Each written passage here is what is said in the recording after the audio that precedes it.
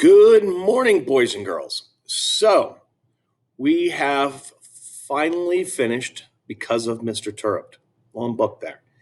So, your next letter is going to be on Because of Mr. Turrup. Okay? Same deal. Summary. Second paragraph is about how a character changed. And you get to choose from those seven main kids, I believe, are in here. All right. So, I'm going to give you guys an example of what a letter might look like. All right. And it's on this book. And while I'm reading this, I'm going to try to think about a character who changes and how that happens. Now, granted, it's a little bit different with the picture book than it is with Because of Mr. Turrup, but you're going to see a lot more changes in a longer book like Because of Mr. Turrup. This book is called Each Kindness. That winter, snow fell on everything, turning the world a brilliant white. One morning, as we settled into our seats, the classroom door opened, and the principal came in. She had a girl with her, and she said to us, "This is Maya." Maya looked down at the floor. I think I heard her whisper, "Hello." We all stared at her. Her coat was open, and the clothes beneath it looked old and ragged. Her shoes were spring shoes, not meant for the snow. A strap on one of them had broken. So maybe what can we figure about this girl? Clothes are a little bit messed up. All right. So let's try to make some inferences about her. What's going on in her life? Okay. First day of school, it's scary enough. And then if you don't have the right clothes and you might not be able to afford that stuff. Our teacher, Miss Albert, said, "Say good morning to our new student." But most were silent. The only empty seat was next to me. That was where our teacher put Maya. And on that first day, Maya turned to me and smiled. But I didn't smile back. I moved my chair, myself, and my books a little further from her. When she looked my way, I turned to the window and stared out at the snow. And every day after that, when Maya came into the classroom, I looked away and didn't smile back. Okay. The girl, and she kind of moved away. My best friends that year were Kendra and Sophie. At lunchtime, we walked around the schoolyard, our fingers laced together, whispering secrets into each other's ears. Okay?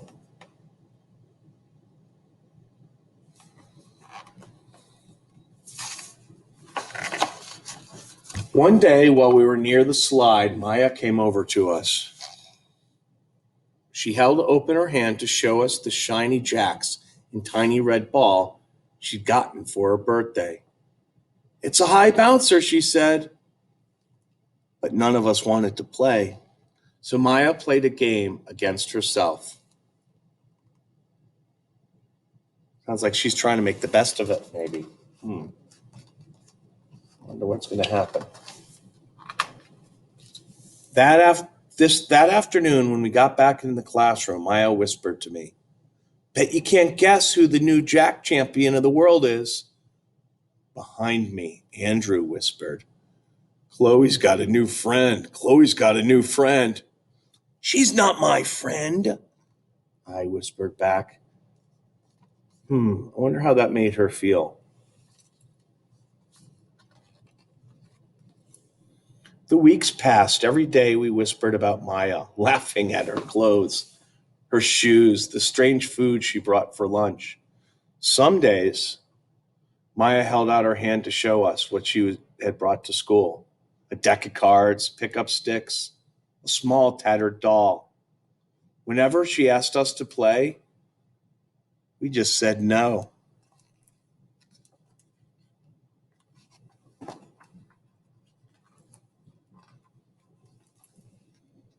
The days grew warmer and warmer. The pond thawed. Grass began growing where snow had once been. One day, Maya came into school wearing a pretty dress and fancy shoes. But the shoes and the dress looked like they'd belonged to another girl before Maya.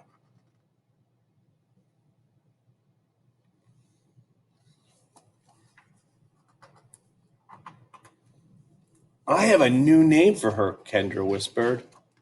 Never knew. Ha ha ha ha. Everything she has came from a secondhand store. Huh. We all laughed. Maya stood by the fence. She was holding a jump rope, but did not come over to us to ask if we won the play. After a while, she folded it double, rolled the ends around each hand, and started jumping.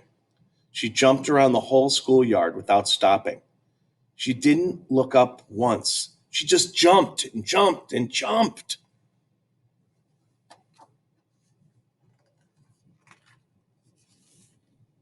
The next day, Maya's seat was empty. In class that morning, we were talking about kindness. Miss Albert had brought a big bowl into class and filled it with water. We all gathered around her desk and watched her drop a small stone into it. Tiny waves rippled out away from the stone. This is what kindness does, Miss Albert said. Each little thing we do goes like a ripple into the world. So you can make a big difference, right? Just like that rock when you throw it in the water there. Then Miss Albert let us each drop the stone in as we told her what kind things we had done. Joseph had held the door for his grandmother. Kendra helped change his baby brother's diaper. Even mean old Andrew had done something. I carried teacher's books up the stairs, he said. And Miss Albert said, it was true. I stood there holding Miss Albert's rock in my hand, silent. Even small things count, Miss Albert said gently, but I couldn't think of anything and just passed the stone on.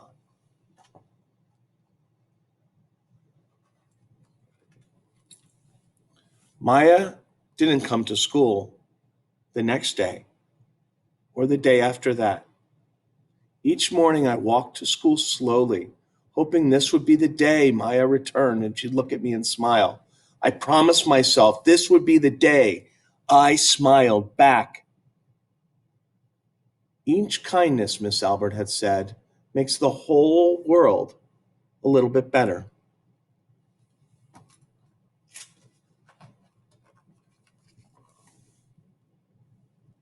Let me get the light real quick.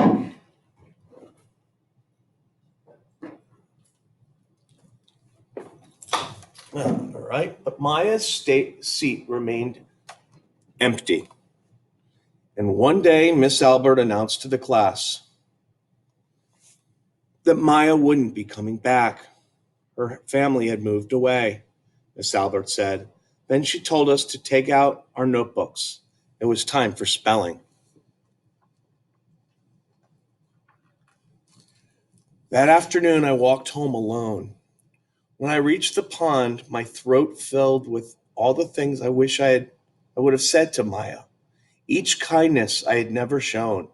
I threw small stones into it over and over, watching the way the water rippled out and away, like each kindness done and not done, like every girl somewhere holding a small gift out to someone, and that someone turning away from it.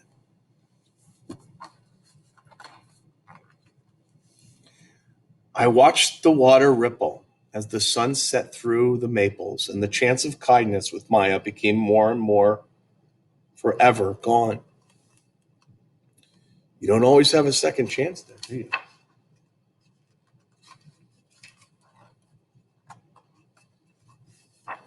And that, boys and girls, is how the story ends. All right. Now, we might think to ourselves, most books have a happy ending, but let's think about, and I'm thinking in my head, how this whole experience changed this main character into it. Okay. And I'll be writing back to you guys. All right. All right. Remember, think about the same thing, but you're going to do it with Because of Mr. Turtle. All right. Looking forward to when we get onto these letters and seeing them. You guys did a good job last time. All right. Take care.